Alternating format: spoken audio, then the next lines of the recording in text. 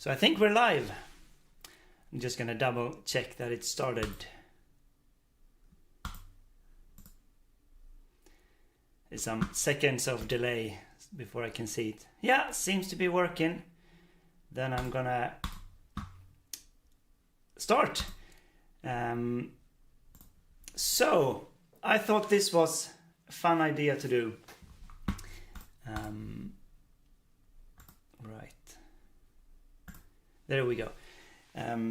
So Brahms has written a big Requiem written for choir and orchestra, and apparently it took him many years to complete, but he was very happy with the result and he considered it one of his greatest achievements. And it's really a sublime work because he doesn't shy away from pushing it to like the grandest of climaxes and builds up, and you just feel the music go over you like a wave.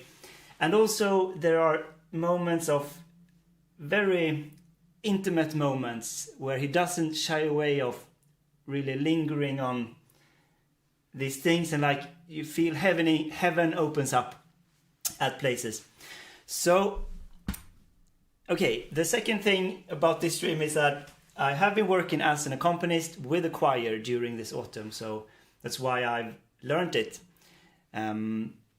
So that's why I thought it was a good idea to play through. But you have to qualify this a bit, because obviously the original is for orchestra and choir, but then it's Brahms himself who made this piano arrangement as a way of rehearsing mostly, but you could also play, it's like a full part that has the material of the orchestra but in piano. But it's very well written because it's Brahms and you recognize a lot of the textures, octaves, so it's very playable as it is. There are some places, however, where you always need to reduce when you use this kind of material, and especially when there's a fugue, because then it's like many different parts all crammed in the piano part, and it's very, very hard to do if you're going to do all of them. So if you're like working for rehearsal accompanying situation, you have to just skip a lot of it. So I will be doing that. And then for the rest of the material, sometimes I will play also the chorus entries to make it a clearer picture, but sometimes I stick with the piano part. So it'll be a mix of that. And also I'll do pretty much like a Sonata Secret style analysis, stop and talk what I think about. The difference is, since this is a live stream, I will be making mistakes, which I normally edit in the editing process. I cut them out, so now you will see this raw. It's also not like a concert prepared, so but still I have practiced this. It's not like I'm gonna do the practicing of it. I know it pretty well, so we will like go on a journey together through this music is my ambition with this stream. Though I have written a list of things to say before I start playing. Brahms piano arrangement, and I worked with a choir that's called the Swedish Chamber Choir. That's based in Gothenburg. Very good chamber choir. So they did some concerts later on. I didn't play in because I had another solution, but I did play one lunch concert when we did the fourth and the fifth movement only, like a teaser concert with one piano. So the work itself is 7 parts, 7 movements, and the total duration is 70 minutes, around 70-75 minutes. And my plan is to do all of it in this stream, so it will be maybe like 2.5 hour stream.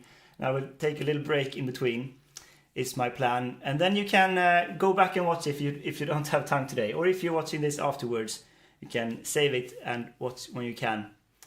But we'll see how it goes. If I get too tired, I might continue tomorrow. But my plan is to do the whole thing. Okay, let me show you something really cool. Because I have the score here on my tablet, as you can see. And let's see if my pedal is... Yeah, pedal is connected, so I will turn the pages with the pedal. But the really cool thing is that I have the technology to have an app that's called a screen stream. So I stream the screen from the tablet to an IP address, and then I collect the IP address from OBS, and it will be like this. And then when I scroll here, you will see the score. And so you'll see what I see when I read the music. So I think it will be pretty cool. And also the page turning will work like this, because I need to have it landscape mode. So you'll see the horizontal mode will be too small score, I think.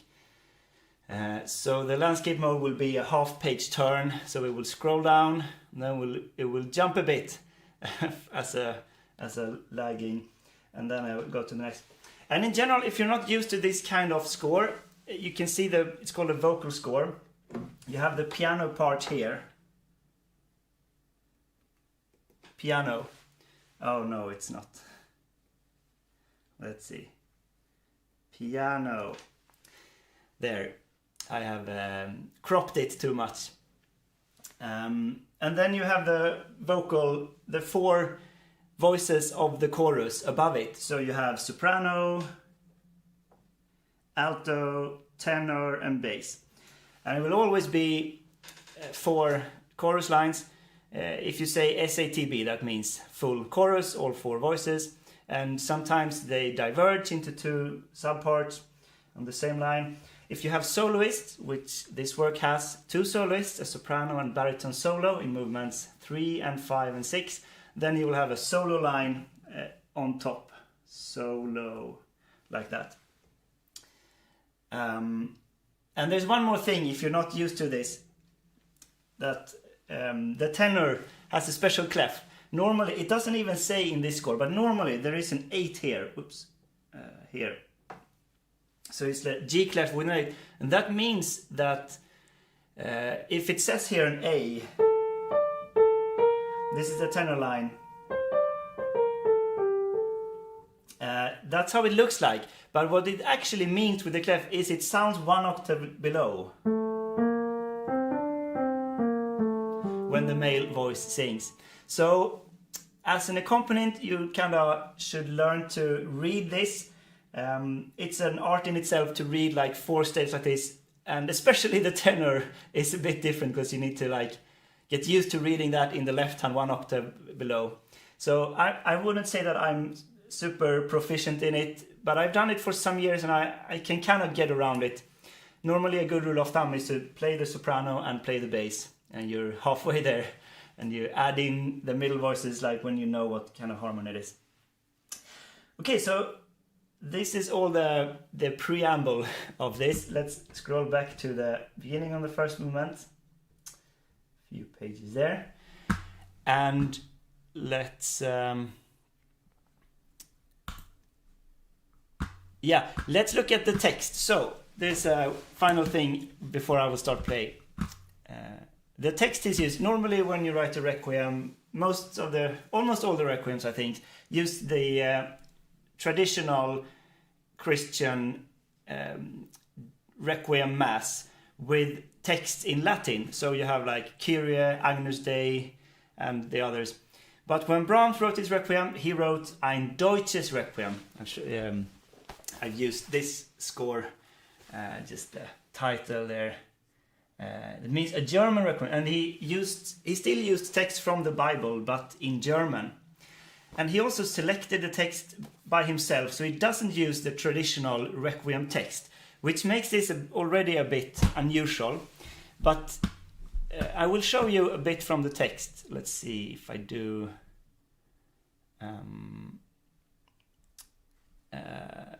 I will read the text. Let's start by reading. Yeah, this is like I found this great source. It's a link in the description. I don't know exactly where it comes from, but I think they put it very well. Just in general, like Brahms wasn't very religious, but somehow you can make the music speak even without the religion. Like that's a big part for me. I'm not that religious, but I found that music has this spiritual side to it, which I try to get to, on the channel when it's at its best. You find that side in music to really you can get touched by it. But also there is some inspiration from the religious text for Brahms here. So let's go to just read the first one it's not very long, the first one. The text, it's very good because you can see the German text here with the English, like what the words are. And then there's the English translation. Blessed are those who mourn, for they shall be comforted. Those who sow with tears will reap with joy. They go forth and weep, bearing precious seeds, and return rejoicing, bringing their sheaves. So it's analogies of harvesting the sorrow and bringing joy. In general, the whole work is a lot about some gloomy and the sorrow to begin with, but then it comes joy afterwards, and it comes comfort. And the first movement is very much about comfort. So I think I've done everything back to this view. Let's start playing. This is Brahms' Requiem.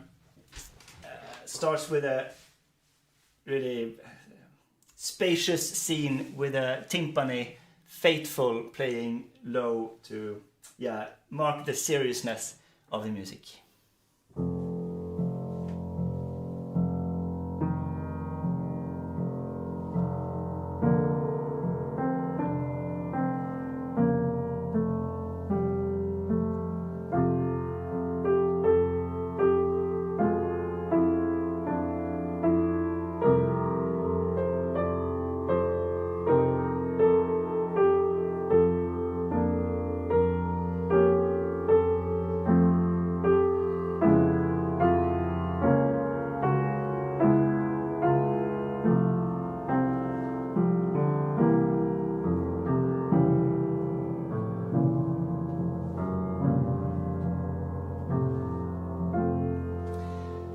That's the beginning. You have this motif going around different instruments. And then the chorus comes in, and here in the first movement I'll play quite a bit, play the chorus so you get the full thing. But it's like a dialogue. Hang on. Is the page turn isn't working. I know why.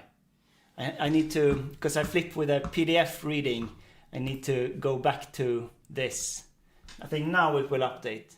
Yeah, good, I checked. Okay, now here we go. Chorus comes in. This is F. Turn it into a dominant 7 going to B flat major and back to F.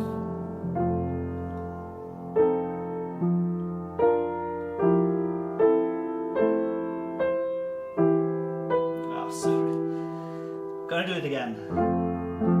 This is playing the chorus part I'm not that good at. There we go.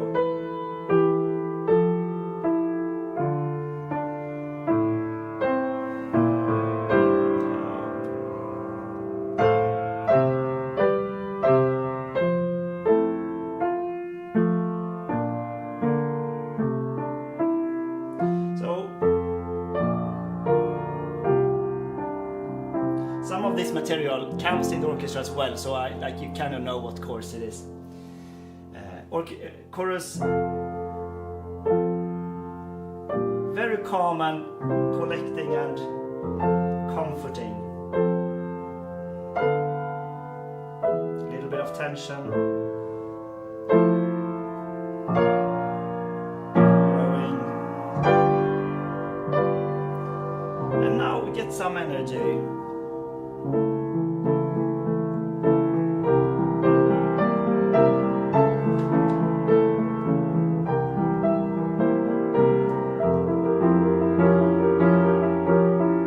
Such a Brahms texture, the triplets, and here the really comforting motif somehow.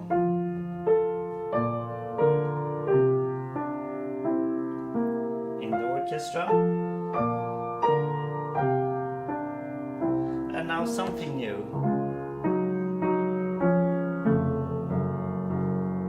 A little bit of energy here. And now I'm trying to play the soprano.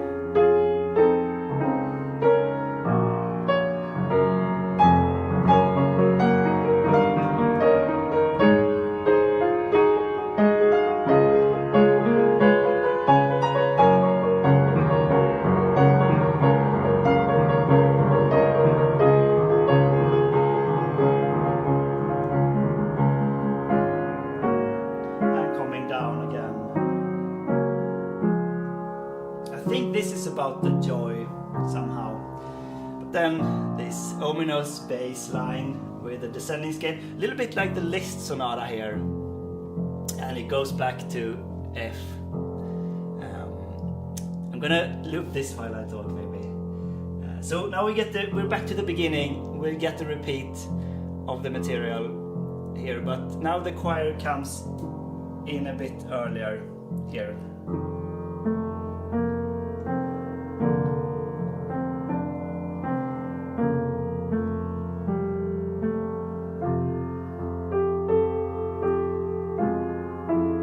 This is such a beautiful way of introducing the voices. Now, new turn here.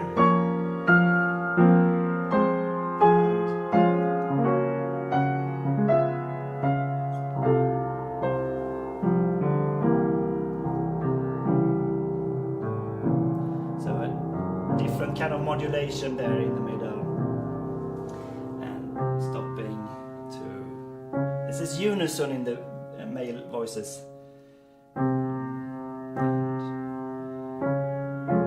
and some dialogue here.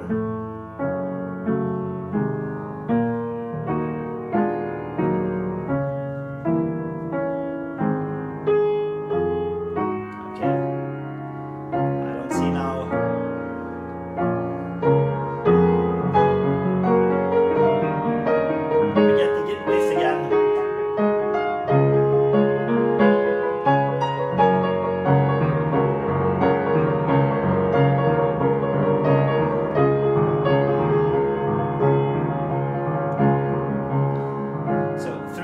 To typical Brahms.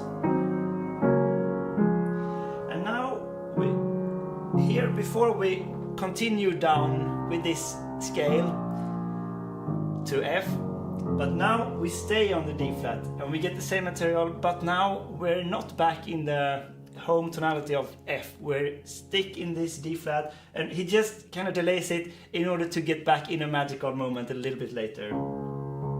So this is a 7, the motive.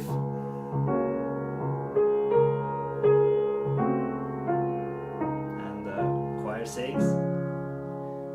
Holy, I think. And now it goes back.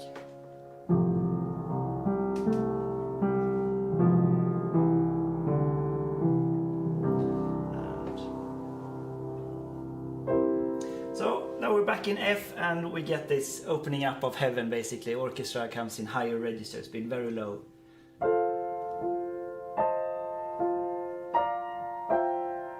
So melody in the piano.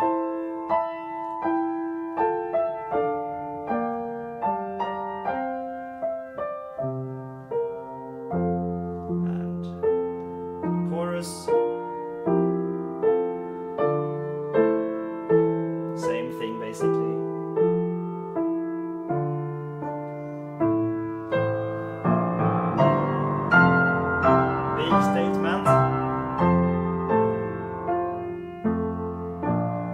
Comforting motive,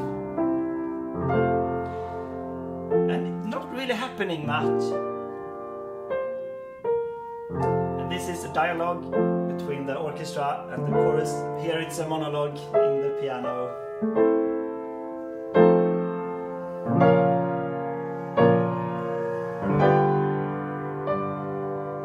And we get one final round of this.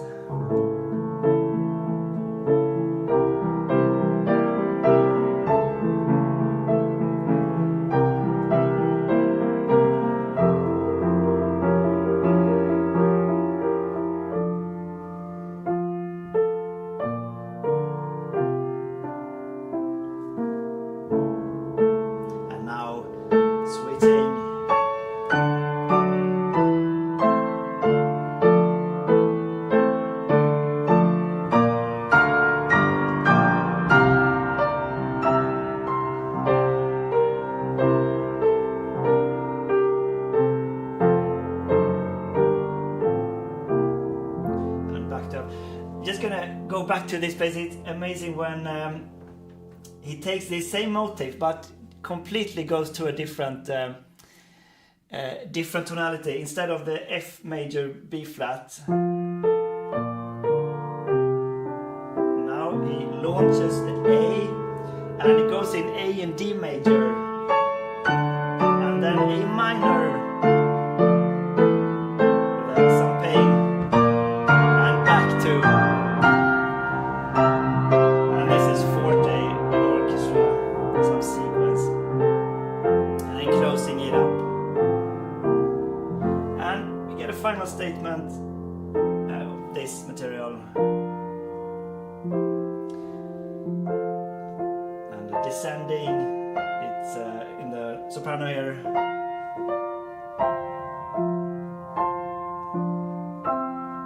Going higher up.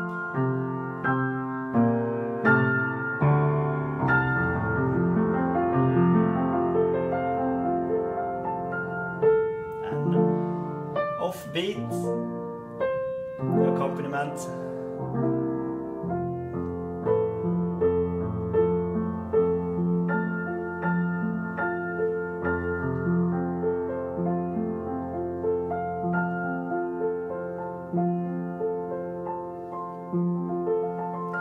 And really calming F major. It's a little bit confusing here when you're playing this as an with the choir, because they come off at different times, so that's why I put in these lines in the score. So overall you'll see all my notes in the score here.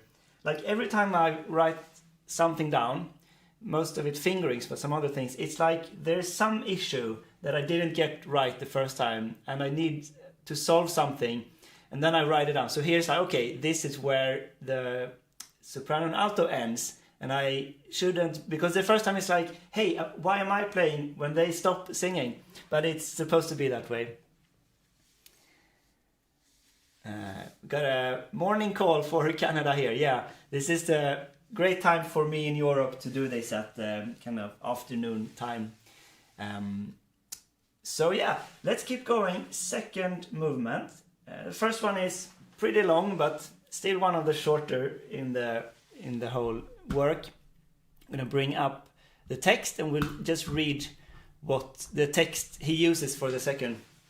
This starts very gloomy. For all flesh is like the grass, and all the magnificence of mortals is like the flowers of the grass. The grass has withered and the flower has fallen away. So everybody will die, basically. So now be patient, dear friends, until the life hereafter. Behold, a husbandman waits for the precious fruit of the earth, and is patient until he receives the early and later rain. So I think that's like the first half of the movement. I think I'll stop there and then we'll read the rest when we get to that place. I'm gonna go back to... Is it working now? Yes, good. Okay, so this movement, it starts with the orchestra intro, so we'll get the full music. I've written here in the third bar a triplet, because if you listen to the orchestra, there's a timpani playing on triplets, very fateful and foreboding, but for some reason it's not included in the piano part, and I don't really understand why not, because you can play it just as easily. And yeah, let's play it like a slow march now.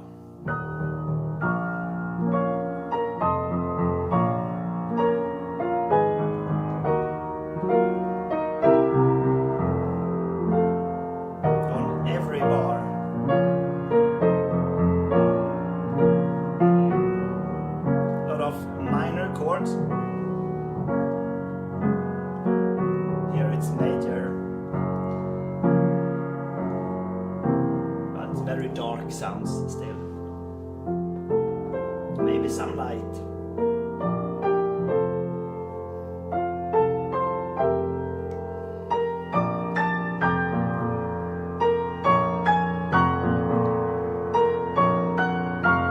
Love these modulations, just substituting some kind of chromatic chord instead.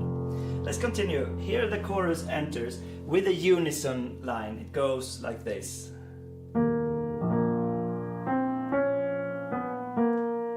A bit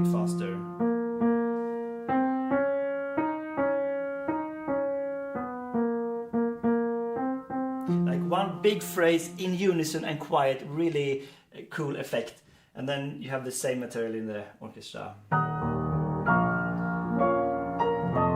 So let's try to play this like together. This is a bit hard because I can't play all of it, but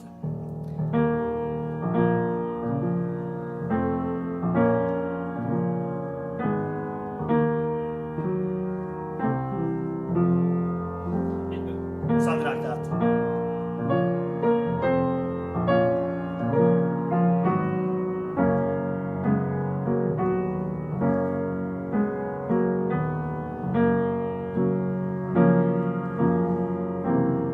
And a hemiola in the end.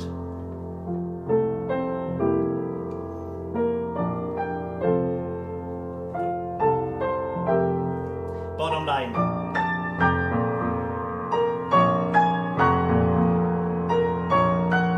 Hemiola here too is when you take 2 bars of 3, turn into 1 bar of 3. And now go into major and start building a big crescendo with a pedal note of F and more dissonant harmonies.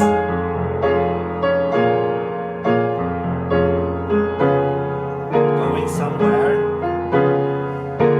building diminished chords.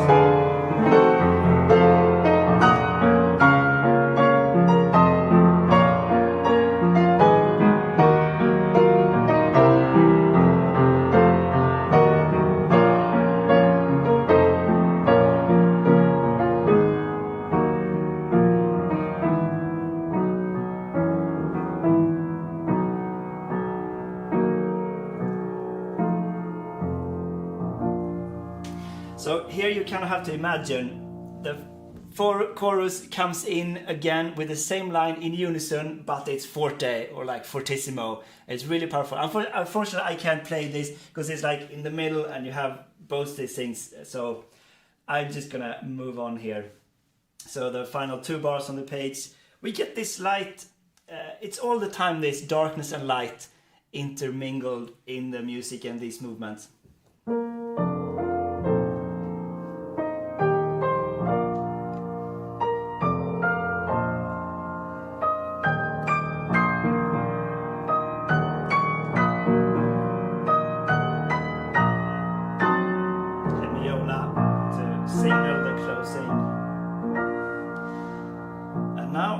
I think this is like the second line of the text that comes in here. Change key to something, to flatland of 6 flats. And here it's double, so here the orchestra plays exactly the voice line, so we'll get the full music. A little faster. Simple chorale.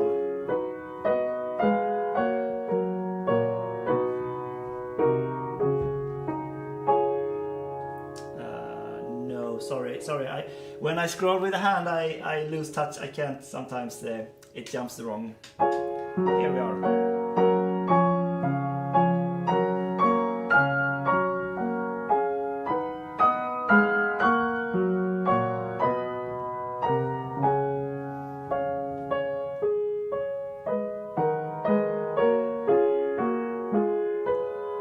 Quite contemplative, reflective.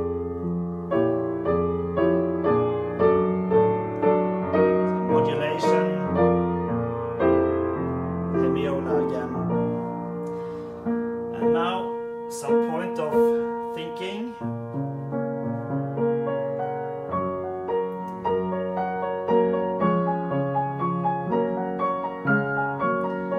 Now, I thought about this type of texture. It says staccato, but this place, I feel like I just want to play with pedal. So I've written it in because you want, it's nice to have a full sound here, I think.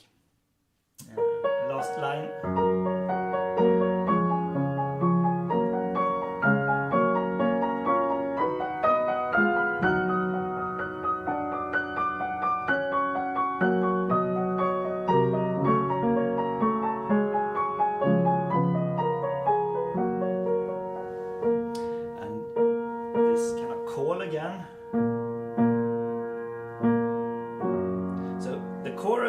comes down in a major chord, but then the orchestra repeats the same chord, kind of interbraided, but goes down to a not as major and pleasant, preparing return on the minor. This part.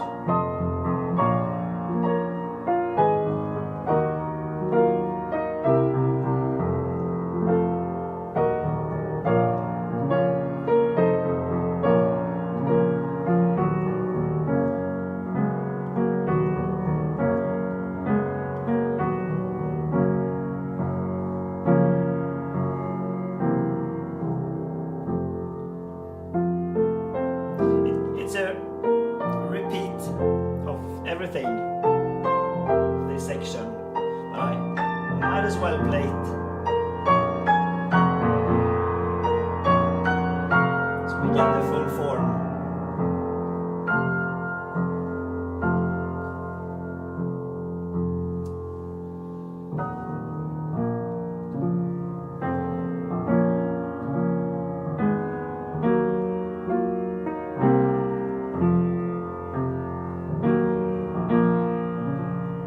Softer maybe.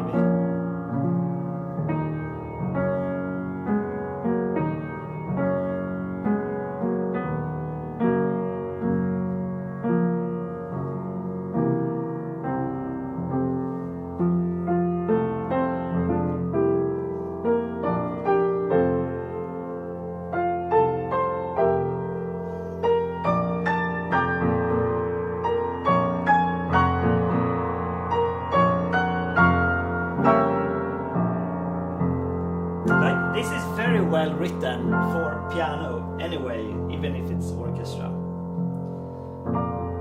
Major building starts to build here again.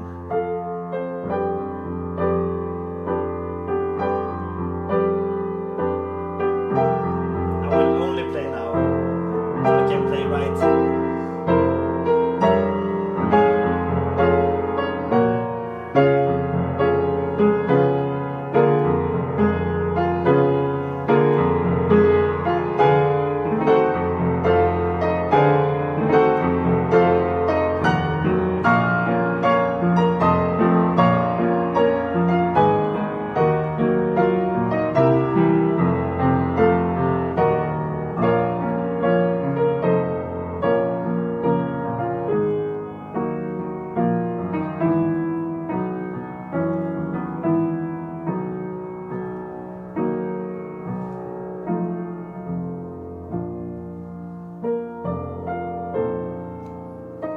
So comforting still when this comes.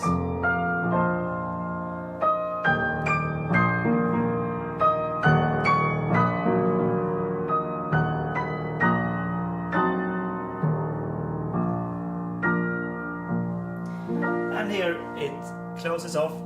And here starts like the second part of the second movement. So let's go back to the text and check it out. I'm gonna have some water. Yeah, so here it flips to major and they sing, but the word of the Lord endures forever, after all this receive rain a lot before. And then it will start to come different type of texture that's much more energetic and joyful. And they sing, the redeemed of the Lord will return and come to Zion with shouts of joy. Eternal joy will be upon their heads, joy and delight will overcome them, and sorrow and sighing will have to depart.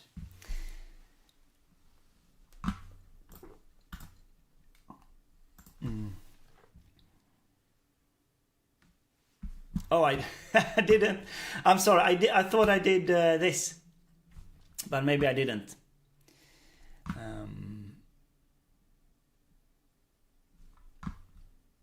Oh, some chat here. I'm catching up on the chat.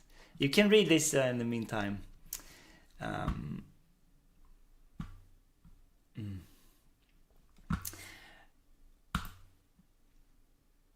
Okay, so here starts the joyfulness, which is another theme in this work. Several of the movements has this like depressing state of focusing on the sorrow, which is the Requiem, but then also this light coming in and the joy, which is maybe more unusual for a Requiem compared to like Mozart and others. But anyway, that's what Brahms wanted to do. So here we go. When it flips to major, it's still not that, yeah, it's kind of slower, but pretty much same tempo.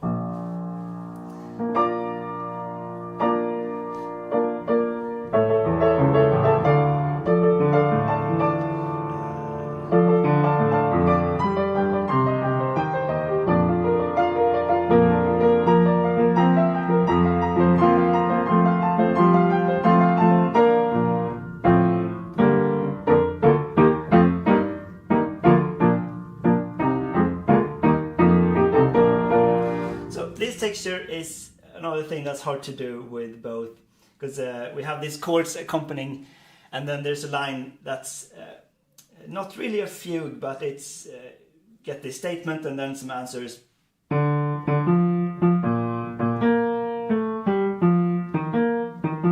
Dotted rhythms, very, very forward going.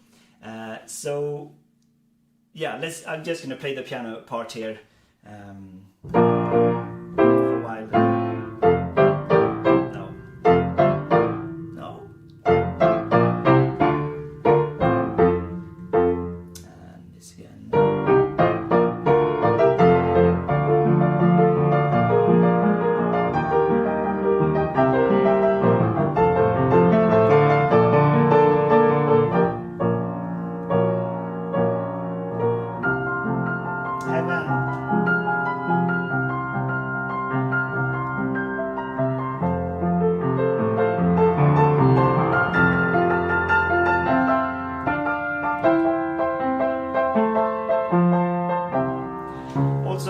Syncopations in here. He loves his syncopations, Brahms. It comes again, so here.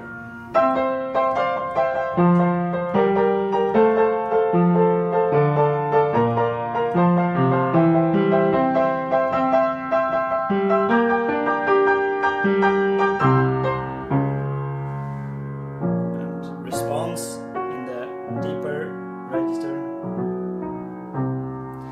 And this part, when I play it, you kind of have to feel the rhythm on the beat clearly in the left hand, which is a bit... Oh no, it's frozen! Damn it, I didn't look at... There we go. Yeah, sorry, you didn't see any of that in the score.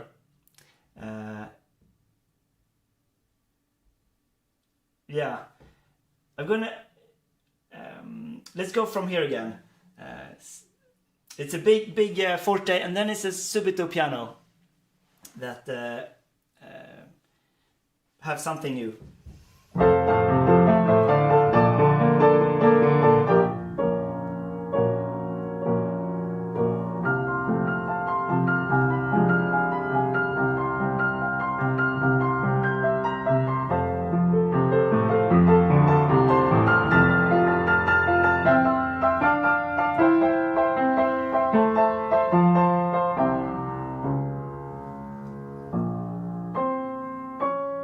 Uncertain here.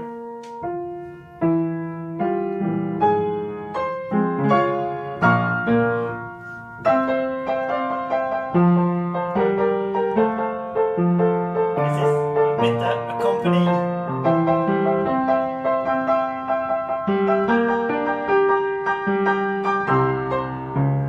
It's a bit empty without the chorus, this part.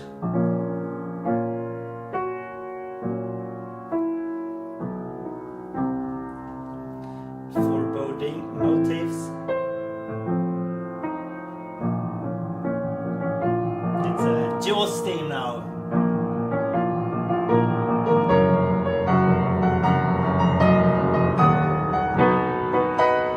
Triumphant.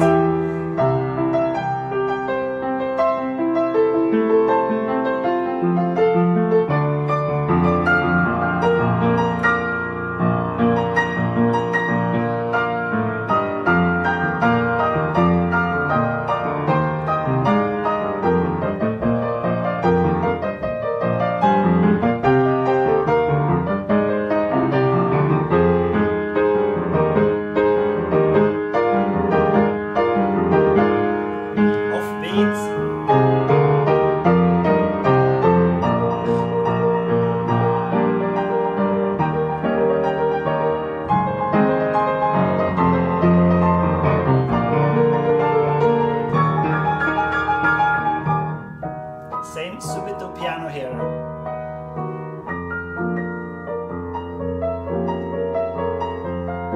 Coming down. Okay, let's stop here. Here's the coda. This is pretty hard, so when I prepare all of this to work with a choir, you find some places where you need to practice. So this is one of those places I need to practice, but it's so much fun to do that, so it doesn't feel like it's annoying to have to practice. The fugues are a bit more like that. You have to get all the lines there, but it's the typical big chords texture of Brahms, so octaves and chords. So the right hand goes pretty automatic here. And then every time you see a fingering, it's, for me, I found a way to write fingering that means something, mostly for like the movement of the hand. So like when I write this, it means, okay, I should start with these fingers, 1, 5, and then the 3, 1, 3 here, instead of like 3, 2 would be more. But then the 1, 3 is in order to play the rest of the bar more smoothly. Maybe this is not the best example, it's like a bit awkward however you do. But all the fingerings mean something like that. Either like a position to start with that makes it easier for the rest, or movement. So okay, let's move on. Yeah, also some kind of simplification when you have this, and this I kind of got a bit late, but this is how it looks. It's a bit ridiculous. This is so awkward to play that, so it's much you don't lose so much, just do like this. I think tips for that one. Yeah, it's more syncopation. Also this part in the bottom line here, after you play this, so instead of jumping here, I found that it was a bit too much work to do that jump, and then because you have to be so alert with the conductor of the subito piano that comes in the orchestra on the second beat, because the chorus has the piano on the third beat. So you need to be, and you need to jump the left hand to play that and move on.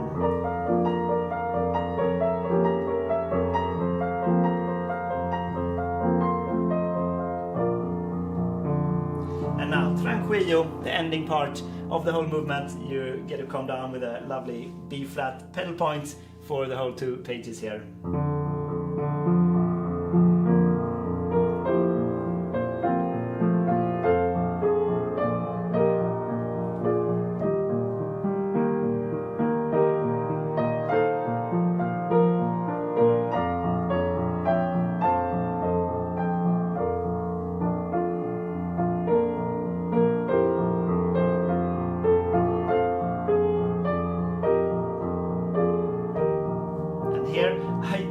I didn't see it change to E flat, like it's hard to see, so I put a ring around it, there you know it's, and write E flat.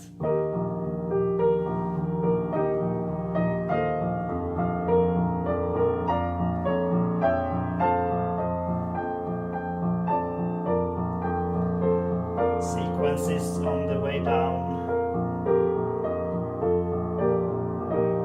And now some lovely winding scales.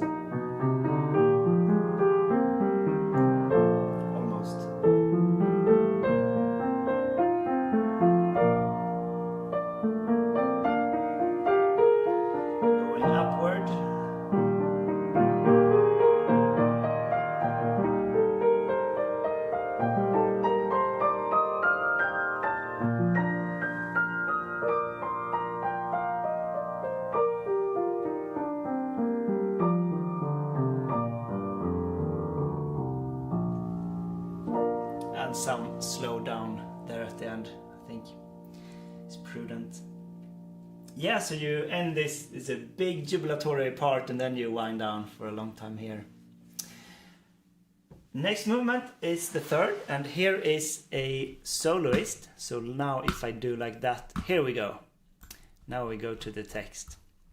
So there's a baritone soloist, and it's a bit of a... He sings some things and then the orchestra answers and they repeat a lot. So, Lord, teach me that I must have an end, and that my life has an end, and that I must pass away. Still, I mean, it's the dark theme, but of death. Behold, my days here are but a handbreadth before you, and my life is nothing before you. Ah, how insignificant all mortals are, and yet they live so confidently. They go about like a phantom and create so much vain disquiet. They gather things and know not who will receive them. Now, Lord, in whom shall I find consolation? I trust in you. And here is like the breaking point in the big third movement of it's a bit dark to start with, and then there's a big fugue coming that's again triumphant, and then they sing, the souls of the righteous are in God's hand and no torment touches them. So that's the second part. There we go.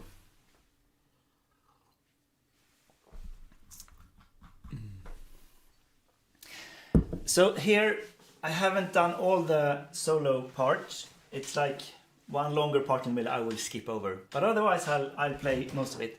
Let's see, is this working now? No, this I need to remember to put this up. I think now, yeah, now it's working.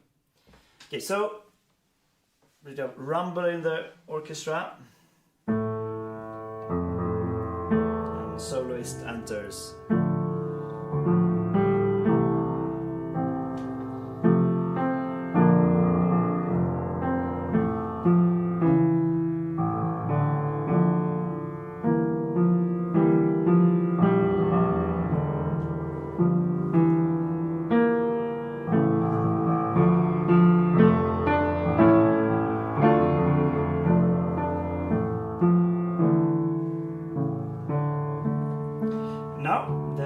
Comes in with the same line, but it's differently kind of harmonized. It moves quicker. You get this almost a walking bass feature, and it says staccato here, so it's probably picks, I think, in cello and basses.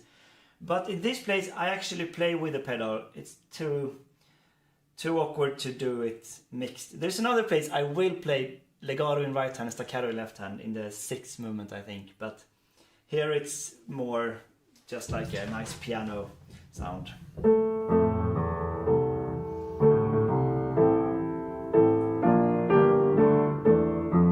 So when the right hand has a long note, you can do a bit staccato.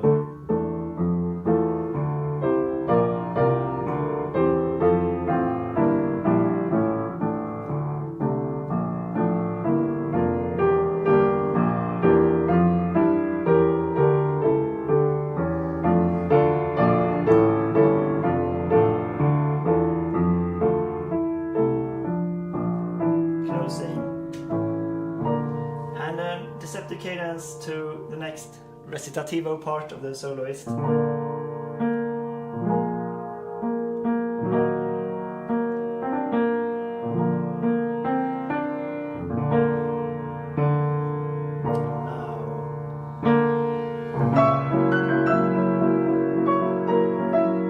is a surprise. Now something is happening. We're leaving the state of doom and gloom. It's more pressing now somehow.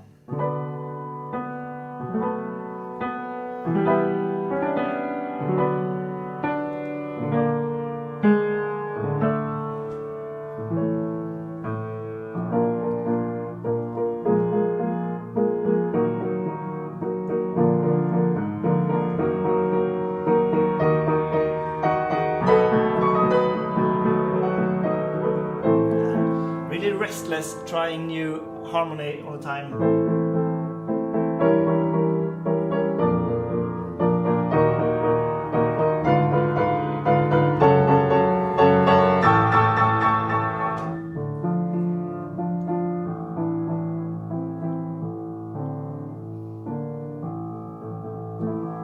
And here I write these blocks of where the chorus ends.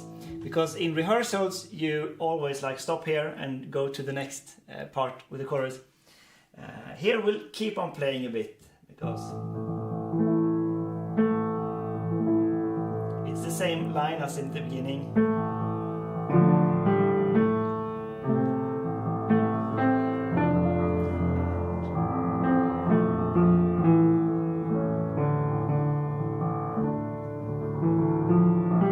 I think it's a new text here.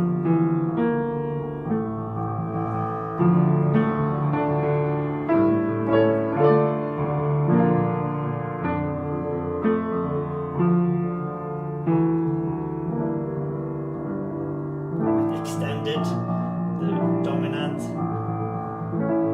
and now going to a surprising place.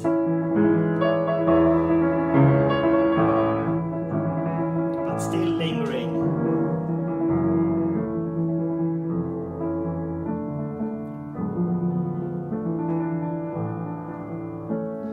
And the final orchestral interruption.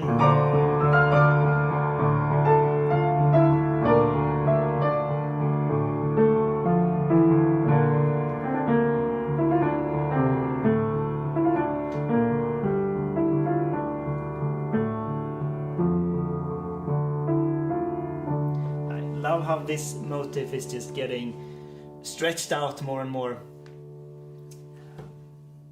Yeah, then there's a new entry, and I will skip this page because I haven't prepared it. So we go to the next chorus, starts here, as you can see, and it's gonna be start to move here. Because the third movement is a really big one as well. So start from the top of the page here.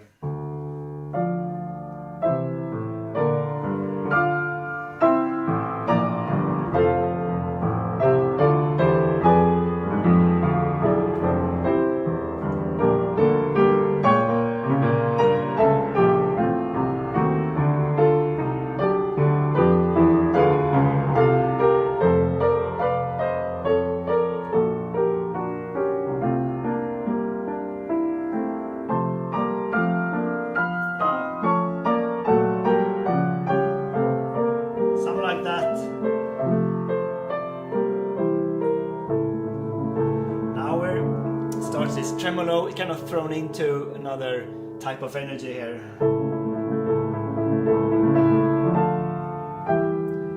And chorus comes in.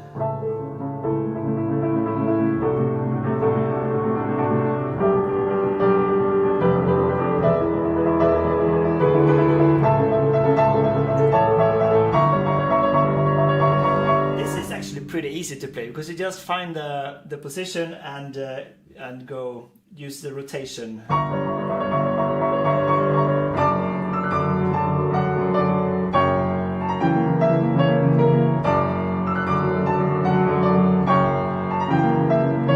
That's an F sharp as a pedal point. Changing.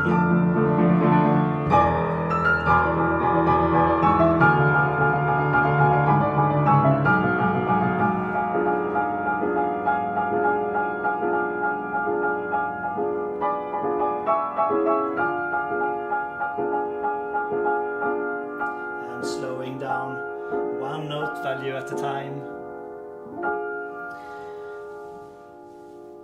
Buffering, okay, we're still here. And now this is another text when they start to flip and sing about trusting the Lord, I think.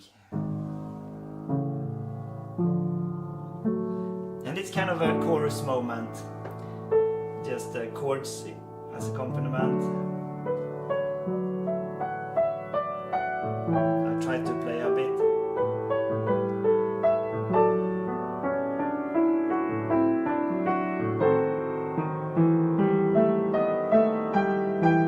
And then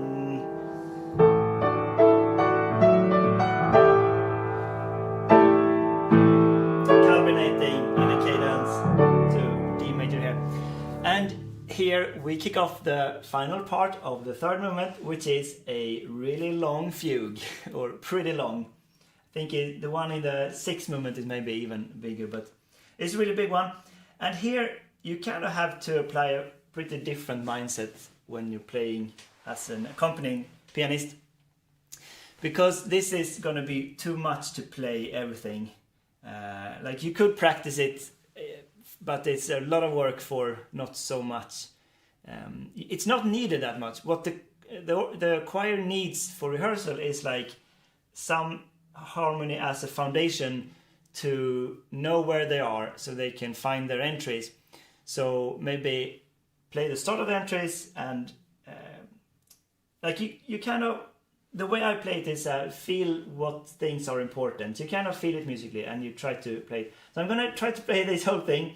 It's a lot, and you can see I put a ring around some notes, which is like, okay, this is a good note to play, and I play that and not the other notes around them.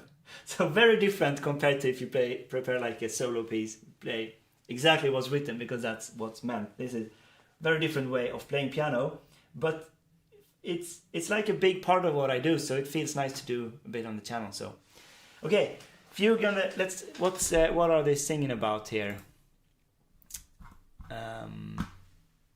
The gerechten Seelen. Yeah, the souls of the righteous are in God's hands, and no torment touches them. So again, very triumphant. There we go. Okay, let's go. So one final thing. There's a pedal point in this fugue of a D. That's for the whole fugue. There's D in the bass. So like left hand knows pretty much what to do most of the time. Okay.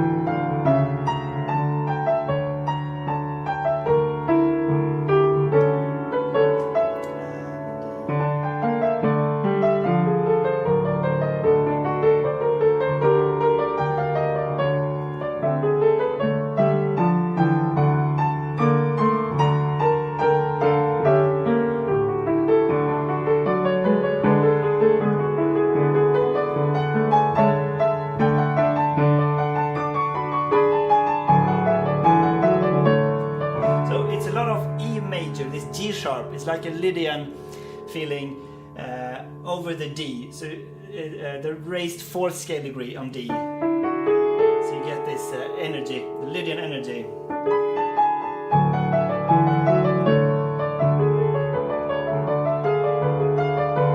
Diminished. Now this is the final page. Now I can play everything for like 2 bars, so it's a lot of fun.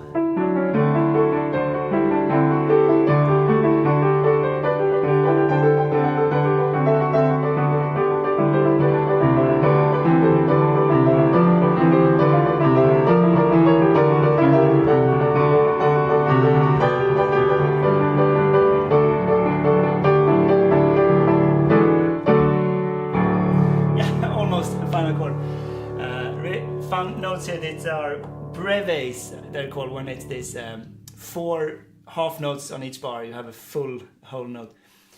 A lot of time, which you mark with this squiggle, and yeah, some other details here, like I play quarter notes at the top of the page here. With the left hand, it's so confusing to do different direction. It's more important, I feel, to just play it on the bass here. The right hand can kind of feel the triplets after some practice, and here you can start to add. And then again, I can't reach this, so I just take this note, which is also in the chord.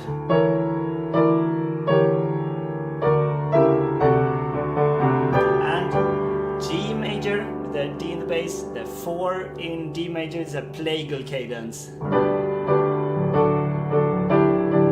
Yeah. So it's a really big movement, so much energy when you play together. Let's look at the chat here. Some Brahms enthusiast maybe.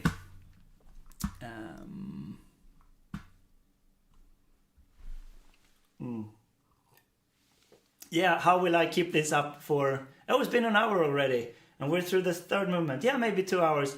But the answer is I played this a lot. So like for the period in September, October, and then now for a week I went through it, so I kind of know it. The hard thing is to talk at the same time, which I have to stop sometimes. Yeah, okay. Let's keep going. The next movement is not as hard, I think. So it will be... and also I know this one even better, because this was one of the moments that we did on a concert. So I knew I had to play it for a concert. So then of course you practice it more like, okay, this is how it's gonna be, not just for rehearsal, which is like the fugues. I know I never would play a concert until I plan to do this live stream. Then I should practice some more. But this fourth movement, this is, okay, the structure of the whole Requiem is 7 movements, and it's a bit symmetrical. And I will show you on this PDF file, they made a good picture of it here in the end. You can find this in the description. I don't know exactly where it is, but it's a very good material that writes about the text, I think. So in the middle you have the fourth movement, which is about heaven, really. And then it's a bit symmetrical. The first and the seventh movement are connected with the material. You recognize a lot of it. It ends the same way as it starts in the first movement. And then you have big soloist movement, is the fifth and the third. So in the third we have the baritone singing and a lot of like drama and narration. And then in the fifth it's a soprano singing. Let's go back to this view a bit. And then the second and sixth movement is like this really big movement for the chorus, with the end, both of them ends with a big fugue. So, or no, the third was a fugue. They have like a similar structure, and the first and the seventh are different, and the fifth are different. So the text here is about heaven. It's a shorter one. Here we go. How lovely are your dwellings, O Lord of hosts. My soul yearns and longs for the courts of the Lord. My body and soul rejoice in the living God. And then, blessed are those who dwell in your house, those who praise you forevermore. So just a celebratory description of heaven, maybe, or like in general, celebration of the spiritual divine, I guess. And at the concert, when we did this movement, this one and the next, good. I will check the score. Yeah, it's just I need to click on the browser in order for it to not freeze. Like so, I've done that now. Good call. The conductor presents this in a great way, I think. He says the fourth movement is a little bit about heaven, and for Brahms, the heaven is a Viennese waltz. So that's basically what it is. And I think this is pretty much good texture for the orchestra, plays with the song lines. So I think I can play this like whole thing in one. It's not as long, and you'll get the pretty good music. And just one thing, there's a lot of octaves in the left hand that I realized now when I played this week, like here for example. If I were only playing this for rehearsal, I wouldn't play this octave, I think. I would only play like this. Keep it pretty simple. But since I knew I was doing it for a concert, I've already learned it with these jumps. So they're a bit uncomfortable, but it's nice to add a little bit of depth if you can it. So in this case, I thought I could do it. So what's this in German? No, let's just play it.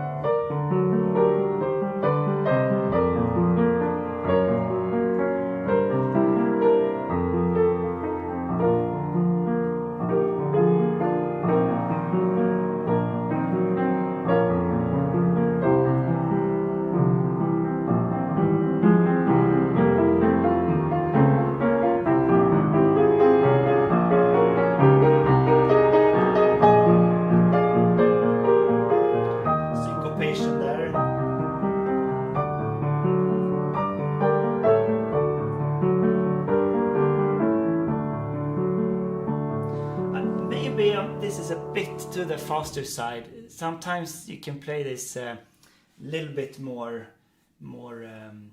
heavily German and not the light, quick on your feet waltz. I think it can differ a bit, but maybe like from this bass, maybe I'll try to take it down a bit.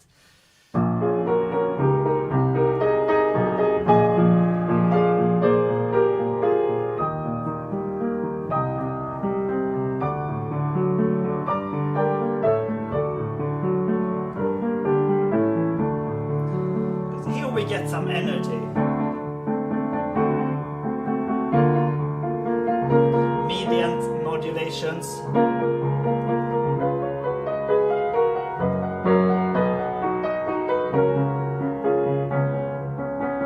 Same thing. New direction.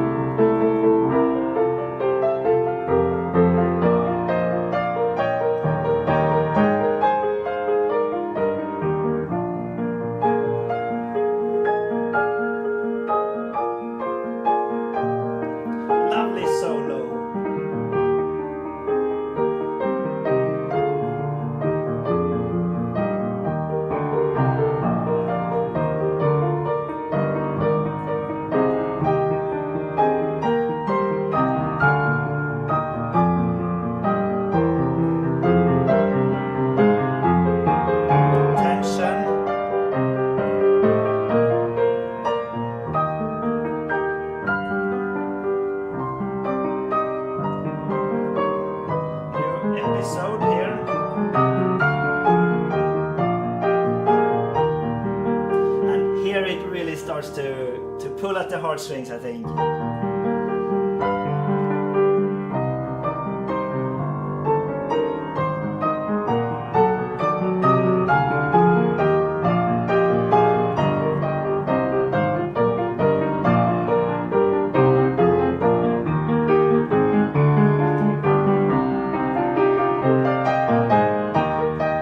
So here I do some staccato, I think. Some pedal, but a little bit short to really energy with the short notes.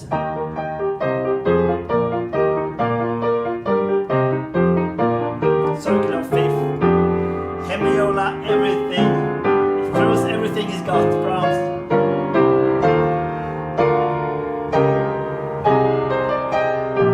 Sequences of. And now flip from major to minor.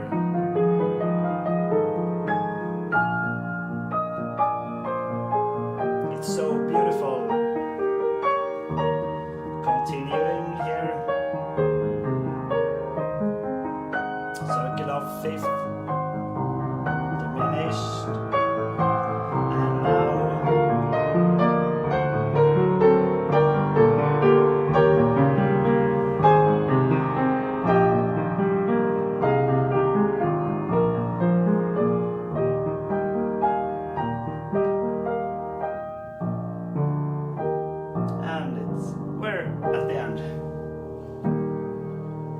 closing. Really lovely movement, this one.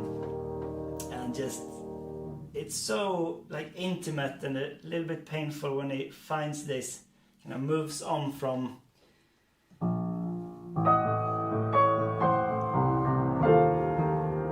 here, second line.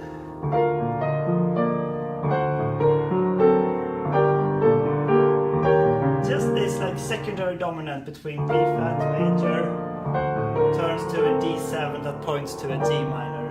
But it's the way the lines are put together, perfect counterpoint somehow. This first inversion, so D is already in the bass here.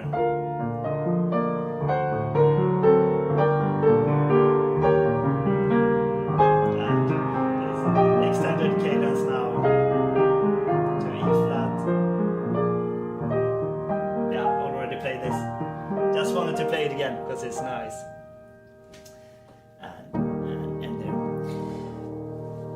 So we're like in the middle of the Requiem, and I think I will take a short break here to a couple of minutes. So if you can return in a couple of minutes, I will continue then. Otherwise, you can always go back at it.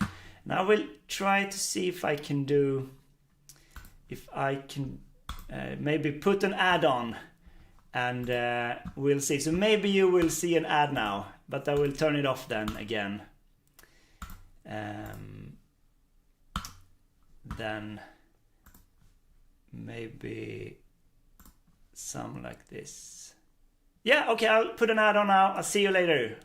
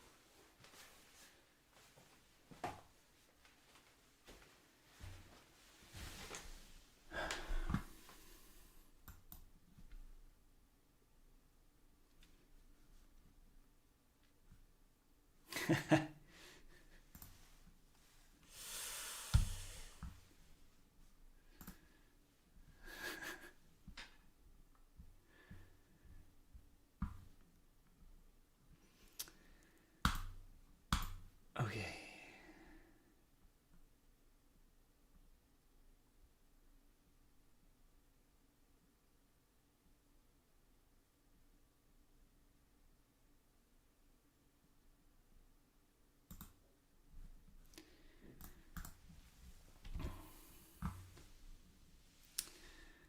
No, actually.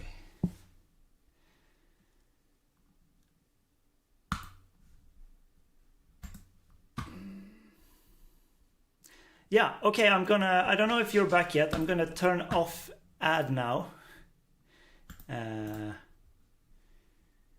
It's like I'm still not exactly sure how this is supposed to be working, but I turn off ad now, so you shouldn't get interrupted anymore. So I do this manually, very manually, and then we'll try now. Is this frozen? No, it's working. So let me know if you're back in the chat. I'm back, and I will go very soon.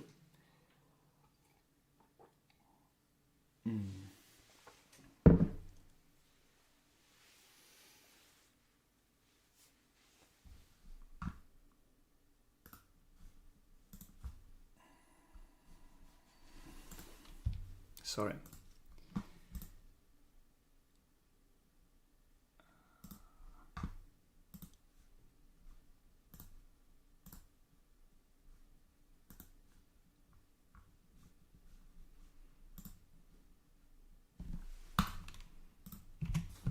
So I have to check if it's working again. Okay, it seems to be working. Good. Then we go. So the fifth movement. Good. We got one back. I see. So fifth movement. It's the soprano solo, and apparently Brahms wrote this movement quite a bit later. It took many years before he was done with the whole thing. And he wrote this after his own mother passed away. So it's a lot of like grief that he's put into this music. It's beautiful and very intimate and sensitive. And the text he used is this, number 5. You now have sorrow, but I want you to see again, and your heart shall rejoice, and no one shall take your joy from you. Look upon me, I have toiled and labored a brief time, and now I have found great comfort. I want to comfort you as one is comforted by his mother. So maternal love and comfort is the scene for the theme, scene and theme for this one. Yes, it's working. So I might not play all the solo entry here, but it's pretty full in the orchestra, so get some nice music. Pretty slow, all the movements are basically slow to start with, but in major.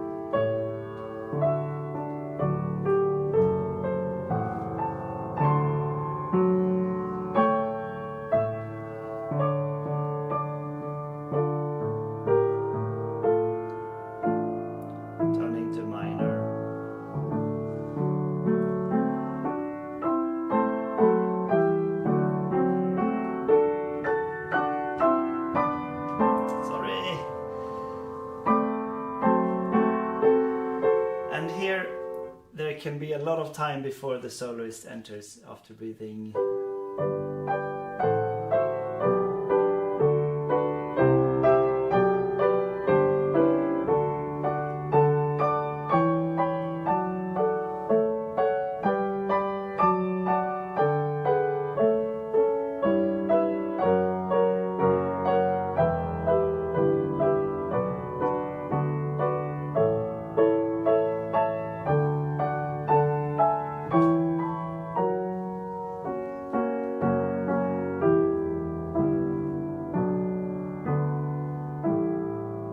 Closing the section.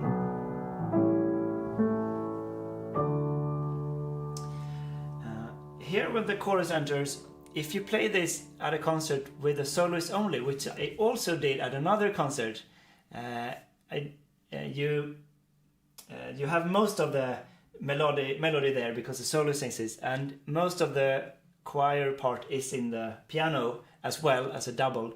But like here is a place where it makes sense to play their entry, the rhythm on the same chord.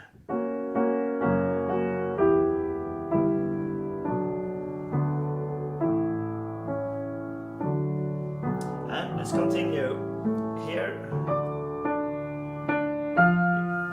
soprano comes in on a syncopation, which is like long distance to look up. So I've written it down.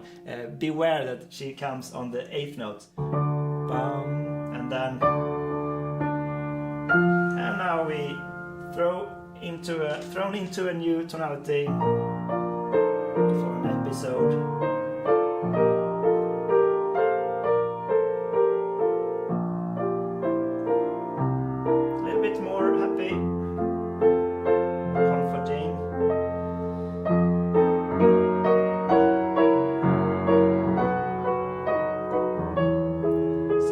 Sounds like Schubert.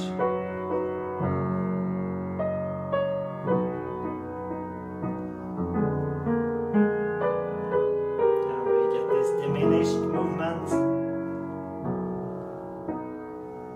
and suspensions, always delayed resolutions.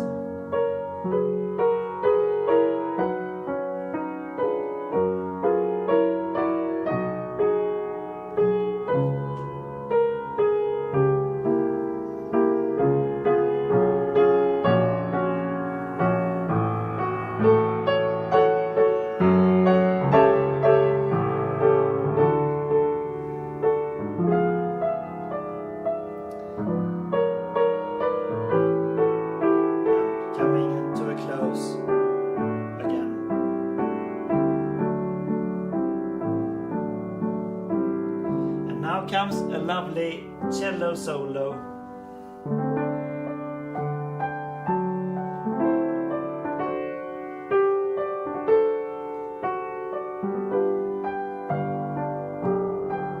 And long notes in the soloist.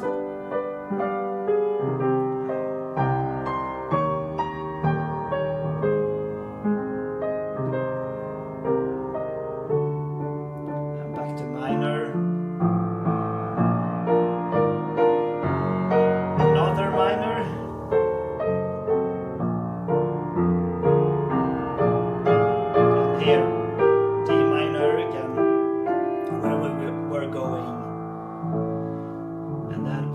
Major for this part. So these chords were pretty hard to learn because they're very important, and you really want this full sound of playing in 3 octaves. And I figured out the fingering that you saw the first time, so the second time I don't write it in again, but there is a fingering that works, and that it's I move after, like I do 2 and 2, so 2 here and then move up the hand. And then same on the way down. And this makes it work, I think. And here you see. And breathe.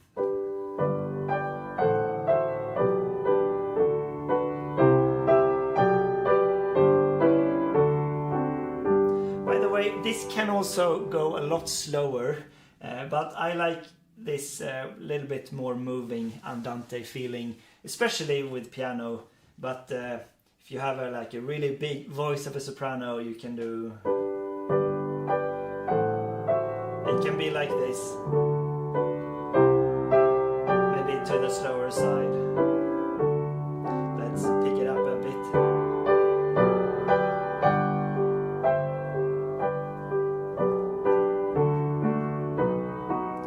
Chorus. Here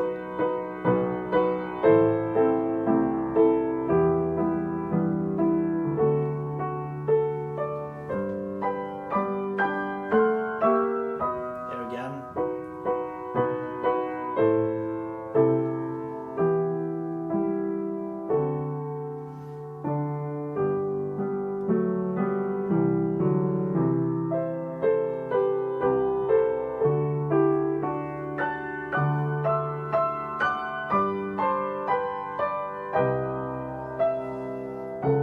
Long wind down here.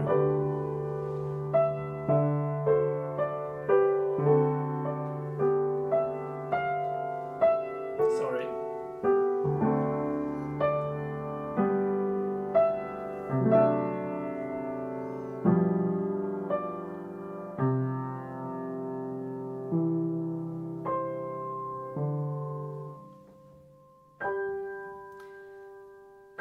And ends with a angel voices in the high register. Yeah, just lovely movements in itself, like a song. The soloist sings for really most of it, and the chorus has some answering and enhances from the backstage a bit. Let me see if it looks a bit like this.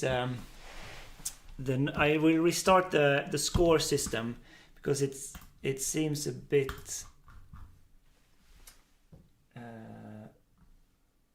uneven. But it was actually probably only that movement. Yeah, now it's better. It's just this movement is more to the left, so I cropped it and it will be good now. Okay, so sixth movement is the other really big one, like the third is also very big. And it's a little bit similar. I think they're not happy. The text talks about not happy things in the beginning, so it's a very gloomy music. So let's look at the text. For here we have no permanent place, but we seek that the one to come. Behold, I tell you a mystery. We will not all die, but we will all be transformed, and transformed suddenly, in an instant, at the time for the last trumpet. Yeah, so this text talks about something else, turning to the transformation of the absolute revelation. What's it called when you go from dead to alive? English is not my first language. Anyway, maybe we'll pick up the text here when we get to the music again. Okay, so back here. Is it working? Good, okay. So again, a little bit slow.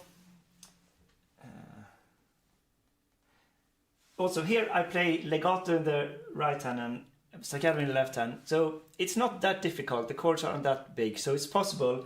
You just need to be pretty careful. And like the fingering I found in the bar to the right is really helpful to play that. Okay, let's go.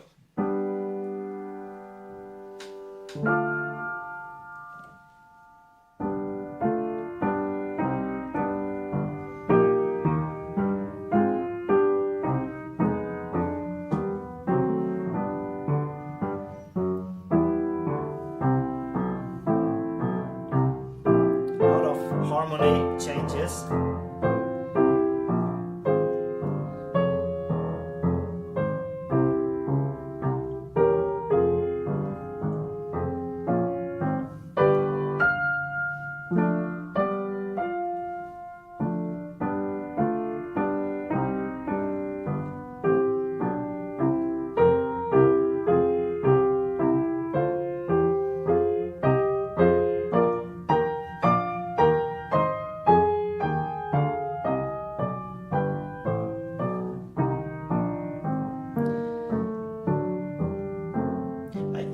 Nice walking bass texture, but still not really a lot going on. It stays in this character.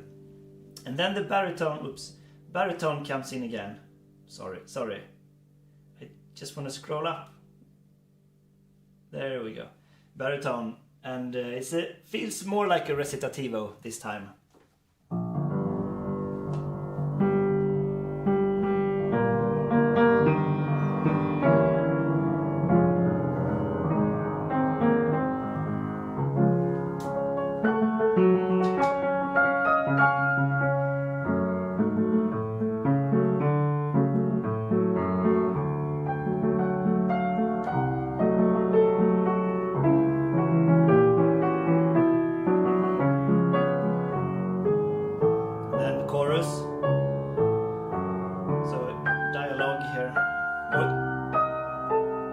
Actually, they repeat what he says.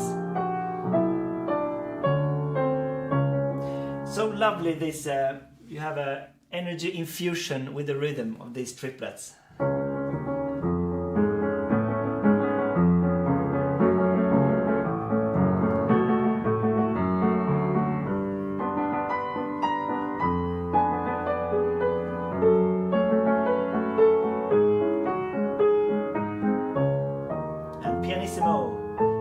to get ahead of myself here a bit, but super soft and foreboding.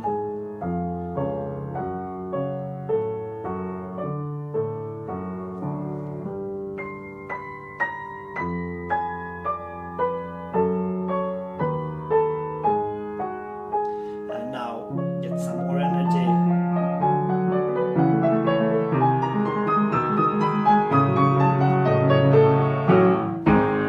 So this Augenblick, so he says, I think this is the, I'm gonna check the text. Yeah, we will all be transformed and transformed suddenly in an instant. That's the instant. So now let's check out the text real quick for the last part. The trumpet, at the time of the last trumpet will sound, and the dead will rise up incorruptible, and we will be transformed. Then will be fulfilled the word that is written. Death is swallowed up in victory. Death, where is your sting? Hell, where is your victory? Defiant here towards the dark forces. And then we'll stop again before the next text, which is the last part. So,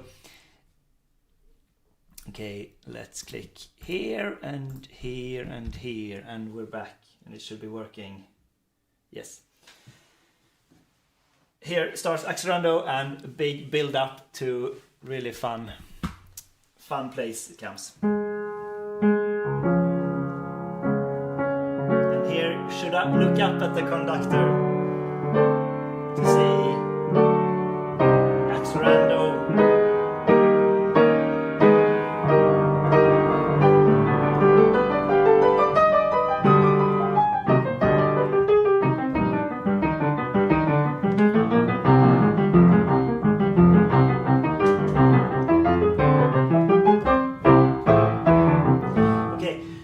Before I play this is agitato. This is energy of resurrection. Is the word I was looking for. So I know it says 16th notes like this, but that so it's like a list texture. It's possible to play, but as you maybe notice, I don't do it like at all. Especially for rehearsal, it's more important to get the tempo right, because you're going from somewhere and then to a vivace tempo. And it also doesn't add that much. So if I were to play this at a concert, I'm not sure if I would even bother to do it. Maybe I would at some places, but yeah, really fun energy here. Let's play it, maybe not full tempo, but not like that.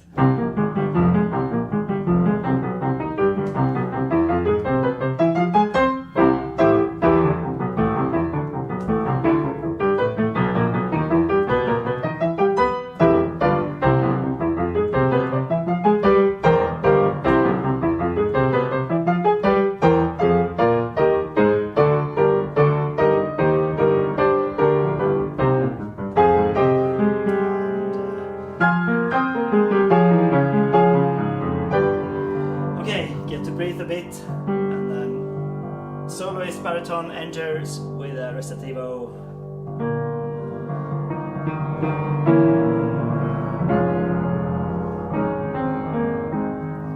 Turns to major, but also really searching.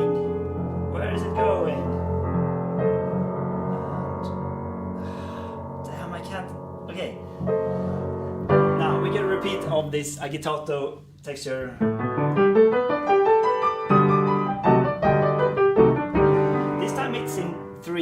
First time it's in 4, a little bit different, but basically the same.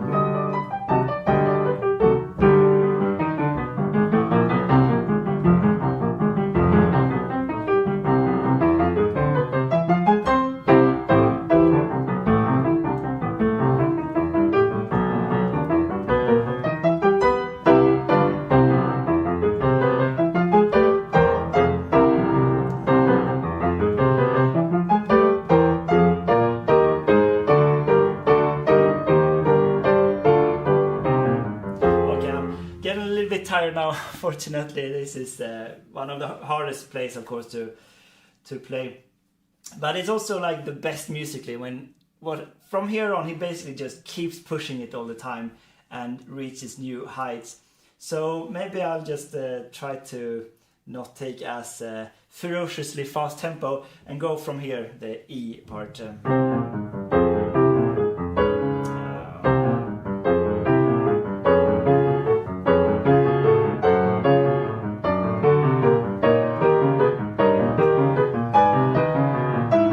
Like pushing it upward all the time.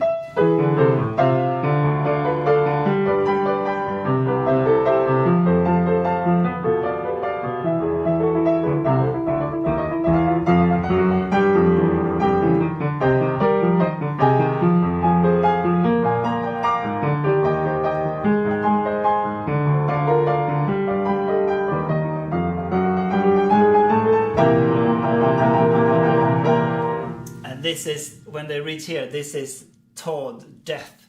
When they say this, death, where is your victory, or whatever, it's the culmination point of this. Also, this climax, it's the circular fifth progression, but just the way he gets there is so good.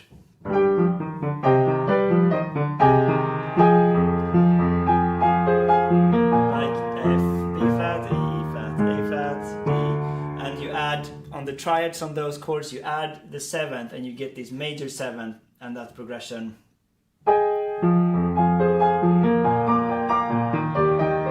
Major seventh on the E flat, on the A flat too. It says staccato here, but I'm always having full pedal on this to get the sound, fortissimo sound. Okay, we're at death. Where is your victory?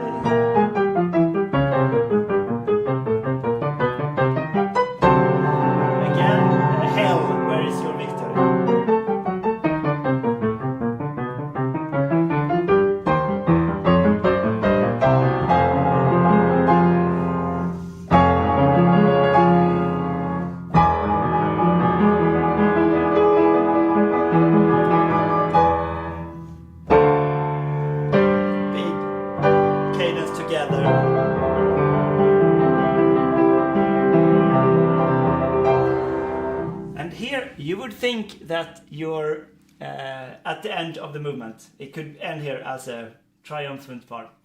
But here, of course, Brahms goes ahead and writes another really big fugue, then continues, I think maybe 10 pages more or something. And so let's check out the text here, because it's another joyous text.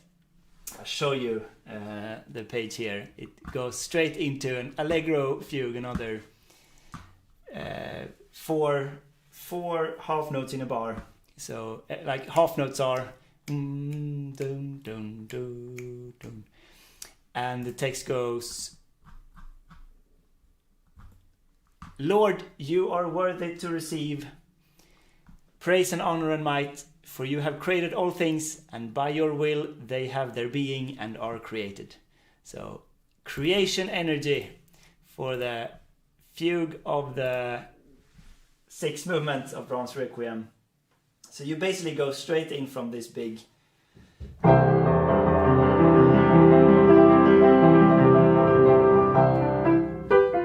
something like that.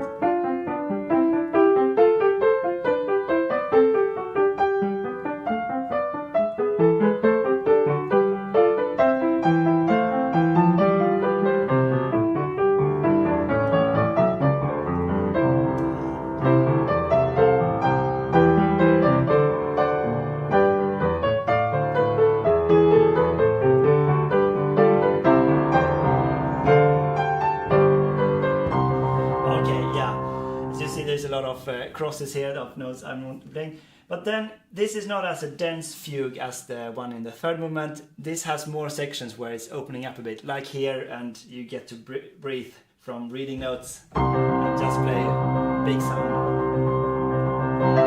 Switch note.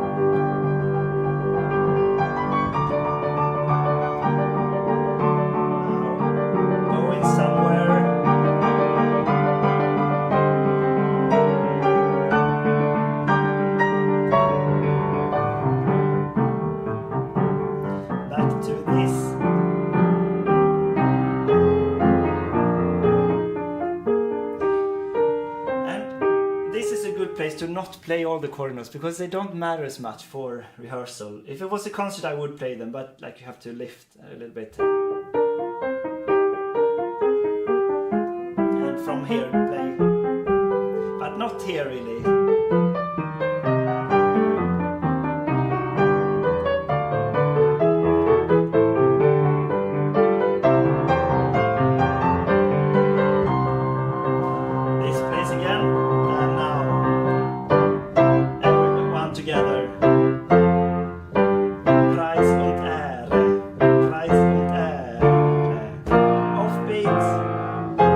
Brahms specialty. The sound is tough to get. Just need to keep the beat in the orchestra here. But it just keeps going.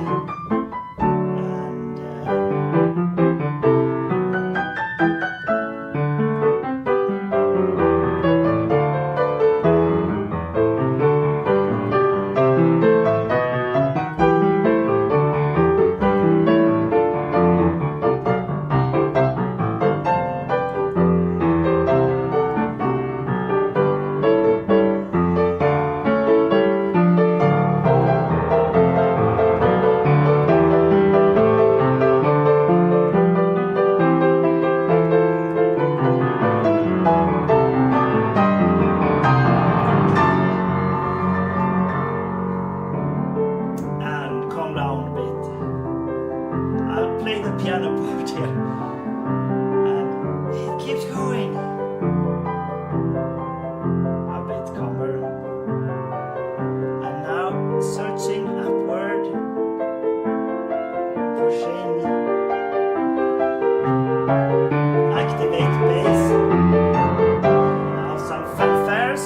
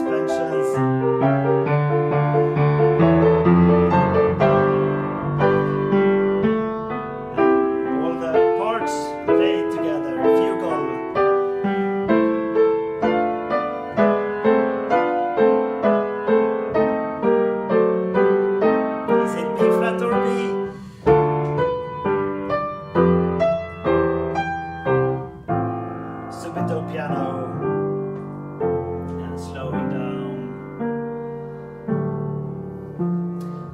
Final statement.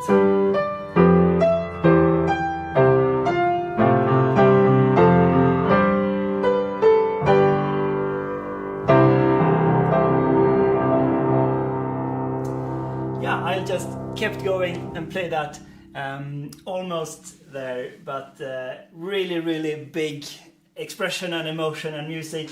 It's really fun to play it when you can, and even more of course with the choir. Got a question here. The notes with an X over them are the ones I don't play, so all the other ones are the ones I play. So in my mind it's like a filter. If it's a squish over the notes, I don't see it after some years of doing this. Notes that are important, I put a ring around instead. Yeah, so this is like the biggest climax of the Requiem, where we've been going 1 hour 45 minutes here. We only got one movement to go, so pretty good duration for 2 hours, I think. So for the 7th and final movement, he takes it down again, of course, and it's kind of back to where it starts. And yeah, I've been thinking a lot about this, the articulation here, which is a bit weird when you do it to piano. So if you just play the beginning here.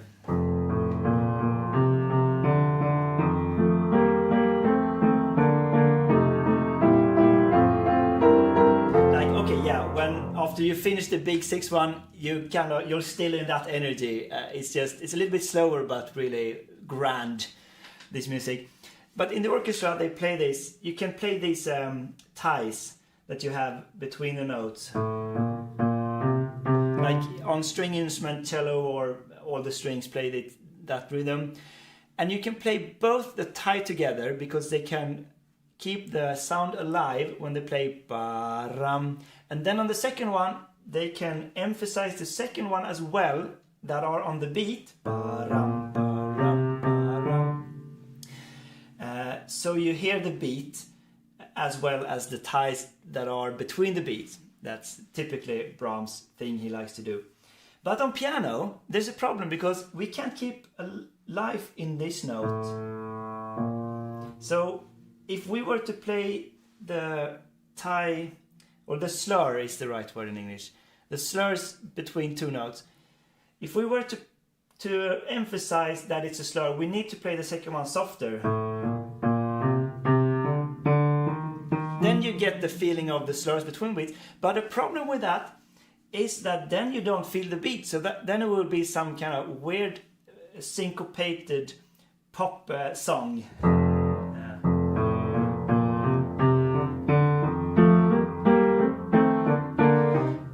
I'm exaggerating a bit now, but my point is like it's kind of impossible to do it, because if you want to have the beat pretty clearly, so then then all the notes should be emphasized, and you can't have that. Like now I'm doing the best I can to play both of them, but the result is, I think, that you will hear the beat. And what you will hear as an audience, if you don't look at the score, is two notes on each beat. And so that's like more the way I think about it. It's actually like the slurs are almost like it's the other way around, of two notes on every beat. It's pretty detailed. Like you don't need to think about it too much, actually. But I think I found it helps me a little bit to not think so much about the slurring as he writes it here, because it's very natural for orchestra. It's not as natural for piano. So let's check out the final text line. Wow, we're approaching the end of this marathon stream. It's not a long one. Blessed are the dead who die in the Lord from now on. Yea, the Spirit says, that they may rest from their labor, for their works follow after them. So if we scroll all the way back to the first movement, it says, blessed are those who mourn, for they shall be comforted. I think this is from the same Bible verse, probably Matthew 5, and then... Okay, it's not. It's another Bible verse. But the first movement are blessed are those who mourn, and then the last movement are blessed are the dead. So it kind of ties it together with those texts as well. And then we have this line, yea, the Spirit says, and in German it's ja, der Geist spricht. And it's really a moment of the spirit moment, the Geist moment that counts in this movement. So let's play a bit, and so the similarity with the first movement comes more in the end of it, so it ties together the whole Requiem. In the beginning it's all movement, but there is one thing that's actually similar. It's the harmonic foundation. So you remember the first movement started, well, maybe you weren't even here in the stream, but it starts like this, piano, and then so it's this going from the F to the E flat, which is the 7th, and this foundation is the same here, but he's filled it up with this movement and energy in between.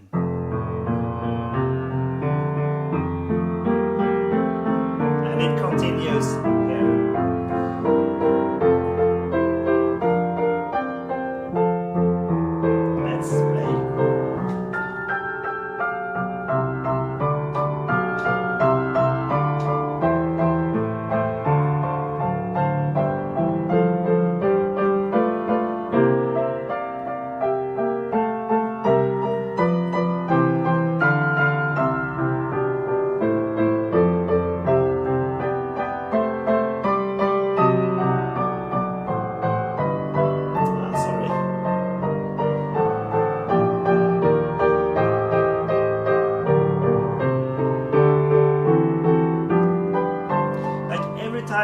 approaches cadential closure, he throws in a new 7 and making it a dominant, so he keeps pointing forward. So here, for example, going, approaching cadence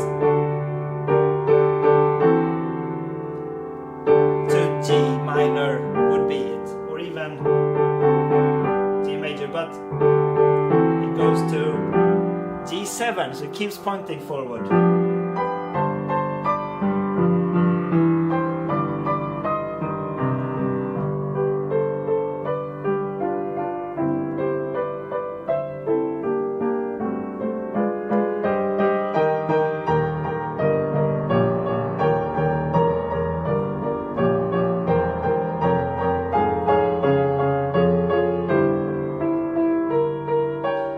Start to lighten up,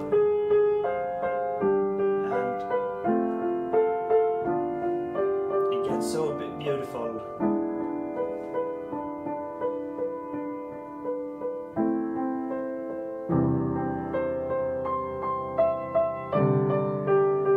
With that line.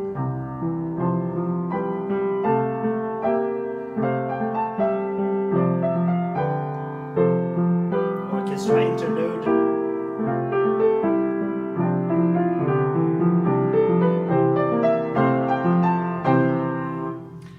Coming to a halt, and then we get the Geist moment.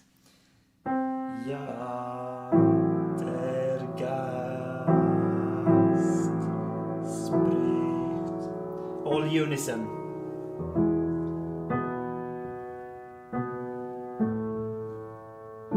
And this is the calm in the first movement as well. Resolving, and now we get to play Heaven.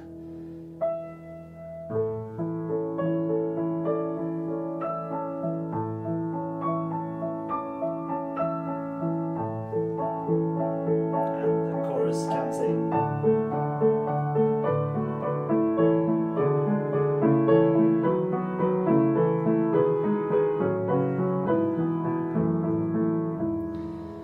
And solo chorus.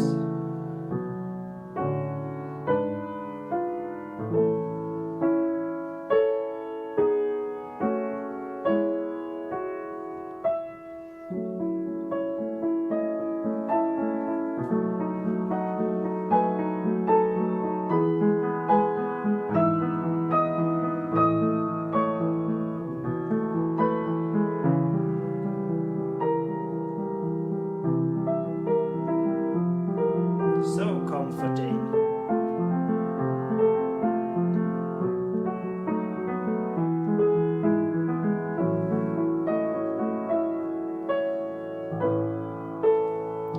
To the minor.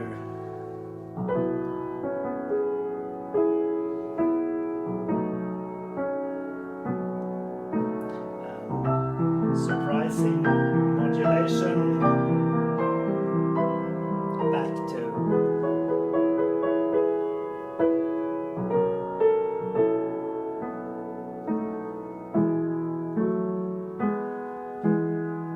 really savoring this. And another Geist moment. Der Geist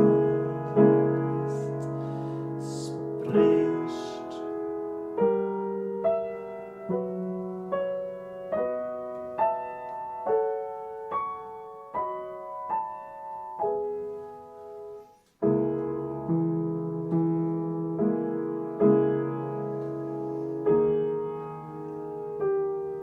Major. Heaven.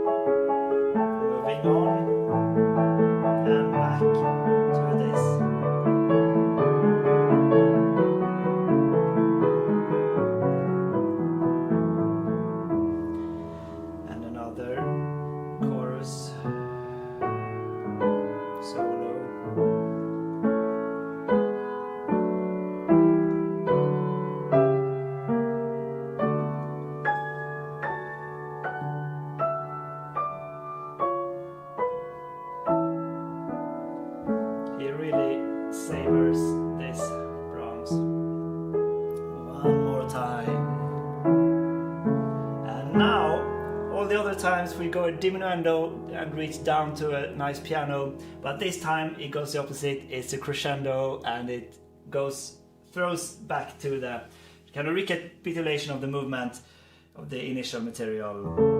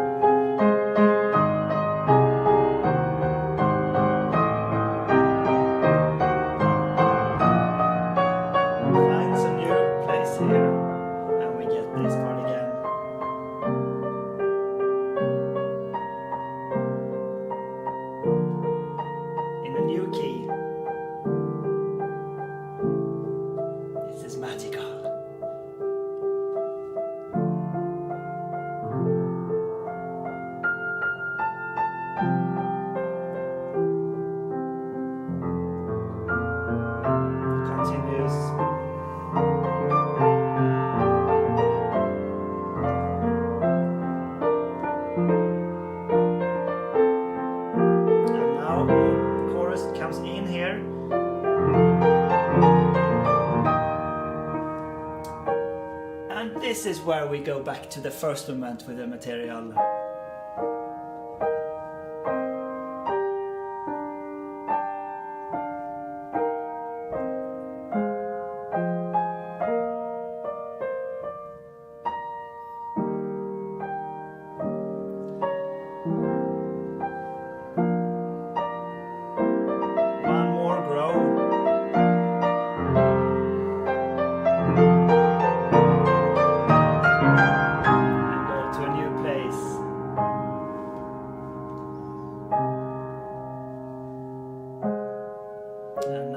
This dialogue again.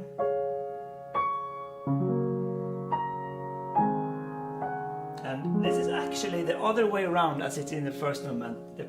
We play different parts. Going back to F major,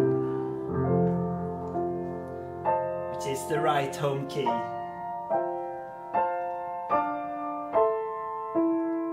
And we get this.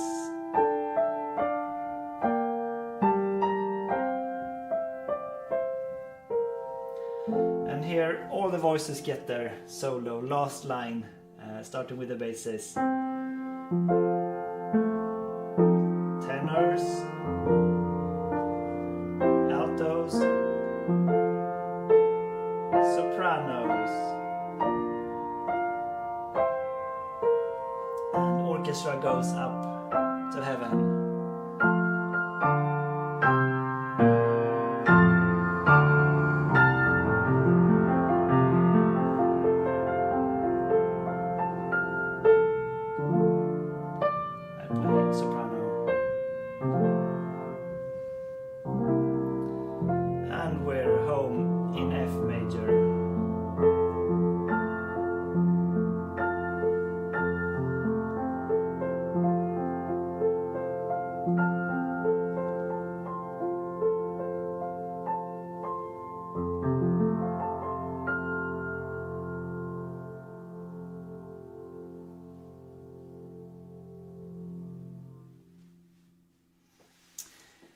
It's really beautiful work, and I thought this was fun to just bash through the piano part. It's kind of fun. It's 16 viewers, but there's been around 300 visits. So obviously you're not gonna just come to a stream and stay the whole thing. Most of the people, I'm so happy that you did. Some of you who came here and stuck around to the end. And yeah, some of the parts is like, yeah, this should be with the choir. so it's a bit empty, only doing the piano part. But I thought it would be fine to show like my score and how I've worked with it.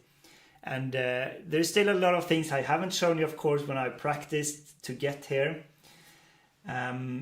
But it's the kind of work that it's way too big to do an analysis on all of it. So I thought it's just a good compromise I just do it one time on a live stream and I leave it up. I think I'm not too unhappy. There are always places I'm never happy about.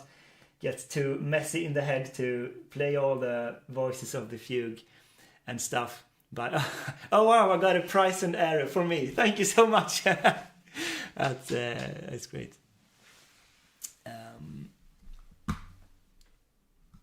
Okay, that's so I'm gonna close the stream now, and I have some more ideas for doing streams, like gonna be a bit different things. So this was one thing. Maybe I'll do some other accompanying part another time.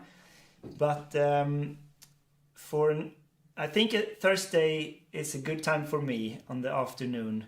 I did last week like a home concert with some really prepared pieces to play. That was like evening time. This was more, I started a bit earlier in the afternoon for me, which is much better, like a work day. Now it's 6 o'clock. I can have the evening off and not a concert evening. So thanks everyone for watching. I hope you had a good experience, and I'll see you in another video. Bye bye.